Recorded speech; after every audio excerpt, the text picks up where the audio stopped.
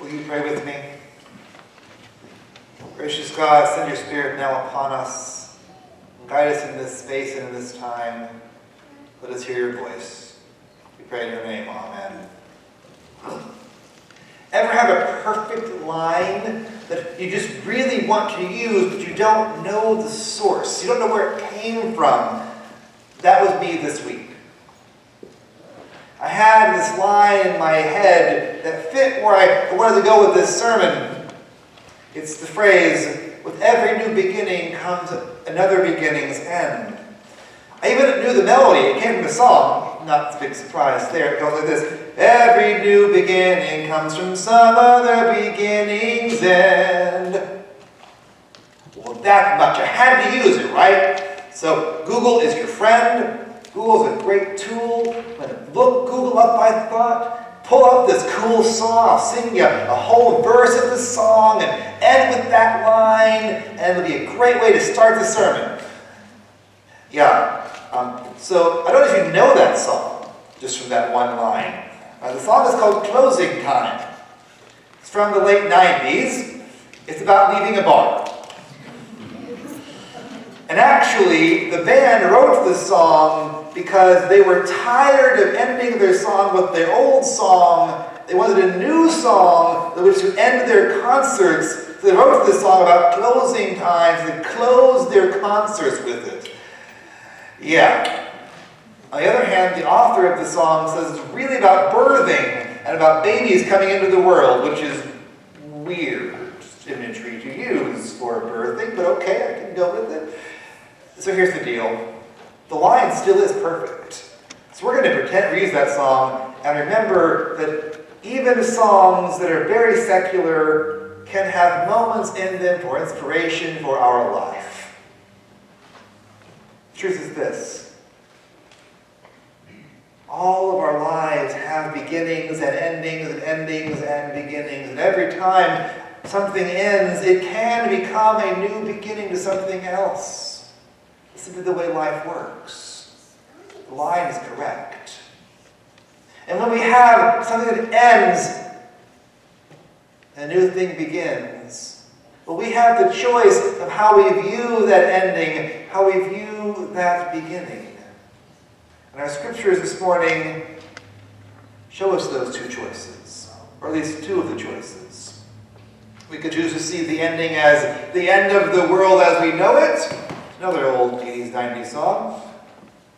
It was a time of renewal and a new, fresh start. Our gospel this morning is about the end of the world. It's about the destruction of the Jerusalem temple. And it would have felt like the end of the world for Luke and his first audience, for all of those Jewish Christians who lived at the time of Jesus. It was the end of life as they knew it, the end of their center of worship, the end even of their nation, because the destruction of the temple in Jerusalem ended any resemblance of self-rule for the Jewish people. There's a reason that the only remaining portion of that temple is called the Wailing Wall. It was a devastating end-of-the-world moment for Jews in the first century Palestine.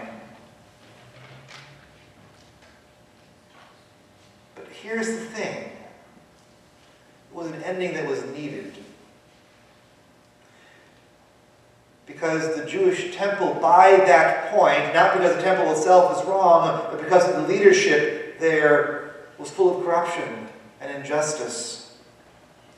Corruption built in the very foundations of that temple.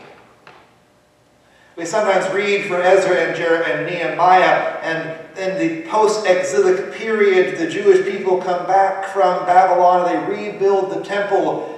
But it's not grand and glorious like Solomon's was. They don't have the resources to do that. The temple became grand and glorious and beautiful again only under the hand of Herod the Great. Yes, that Herod. The Herod from the Christmas story. The Herod who Matthew reports as slaughtering innocent children and history reports as being a pretty terrible human being. That That's who rebuilt the temple into its grand and glorious endeavors. That's who established the laws and the rituals that Jesus' day was working under. That's who helped to establish the leadership of the temple that Jesus fought against. It was built not to bring glory to God, not to bring tribute to his faith, to his Jewish faith, but to serve as a tool to prop up Roman oppression and rule. And it did its job well. The leaders who worked in that temple, the Sadducees, the scribes, the temple priests, not the Pharisees, by the way, they were outside the temple, much like the Jewish Christians were. But the ones who worked in the temple, they were corrupt. They practiced injustice. They didn't stand and opposed to the Roman rule or Roman oppression or Roman taxes, but instead they profited from it. They made their riches and their power increase on the backs of Roman oppression. And a part of how we know this is the first 4 verses of this chapter. It's not a lectionary reading for today, so it wasn't read. But if you go scroll back just 4 verses, the beginning of chapter 22, it's the story of the widow's mite. You might remember the story. It's where Jesus is sitting by the temple where they're giving the gifts, and all the rich folk come and they bring their lots and lots of treasures, the temple treasury, they pay the temple tax, and the widow comes and puts in 2 pennies, and Jesus says she's to be lauded most of all because she gave all that she had to live on. It is often preached, and I can't guarantee I won't preach it this way at some point. It's a pretty tempting way to preach it. It's often preached as a way to say, give what you have to God, even if it feels small, because God can use lots of things for the sake of God's kingdom. And that's true, and it's a good message. But it's also Jesus attacking a system that would leave a widow with just 2 pennies to her name. A system that would leave a widow with no way to feed herself. You can't buy food with 2 pennies. You can't provide shelter with 2 pennies. You can't provide a way of life with just 2 pennies. Jesus highlights this distinction between those who give lots and lots of money with more to spare and the widow who gives all that she has, because the system expected her to give those 2 pennies, even though that's not enough to live on by itself. And Jesus is saying, that shouldn't be the way it is. That's not the way of God. And just after that story, that critique by Jesus, the disciples come outside and say, look at these beautiful stones. Isn't this a glorious temple, Jesus? It's no wonder he says, no. It's going to get torn down. Because Jesus sees the system behind it and knows the system has become corrupted. The system is in need of renewal, and that sometimes destruction must happen for renewal to come. Sometimes we must first tear down the systems that are in place to build a new and better system after it. Sometimes ends can become beginnings. And sometimes they are. And that's the promise of Isaiah 65. Isaiah 65 is one of my favorite passages in the Bible. A little like the Lucan passage, it's a response to a challenge of faith. Only this time it's a response to the temple not being glorious and grand. Remember, the Israelite people had gone into exile in Babylon, and when the Persians took over, they came back. They weren't yet free to rule on their own, but they were at least living in Jerusalem again. And they began to rebuild the temple and the city walls. And some decades later, it's not very pretty yet. The temple exists, but it's not very grand and glorious. The walls aren't quite there. And the people who had gotten hope from other prophetic texts of a grand and glorious return look around and say, is this all there is? Is this all God has planned for us? Isaiah says no. There's more yet to come.